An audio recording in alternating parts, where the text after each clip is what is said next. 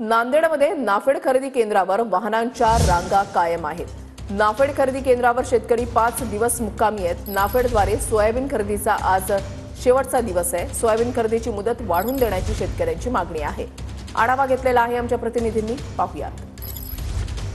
द्वारे खरेदी करण्यात येणाऱ्या सोयाबीनची मुदत आज संपणार आहे. त्यामुळे जे आहे ते राज्यभरातील नाफेड केंद्रावर आपल्याला रांगा लागलेल्या पाहायला मिळतात.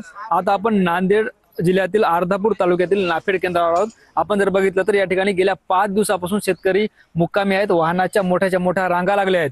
या नाफेड केंद्रावर खरं तर दिवसाकाठी 1000 सोयाबीनची खरेदी केली जाते. मात्र हे वाहनं पाहता आता 6000 क्विंटल सोयाबीन या ठिकाणी असल्याची माहिती आपल्याकडे आहे. म्हणून आज दिवसभरात हे सगळं सोयाबीन मोजणं होणार का, म्हणून यामुळे जे कुठेतरी शेतकऱ्यांमध्ये चिंतेचं वातावरण पाहायला मिळतं. खरं तर नाफेड केंद्रावर 4892 रुपये या भावानं सोयाबीन खरेदी केलं जातं.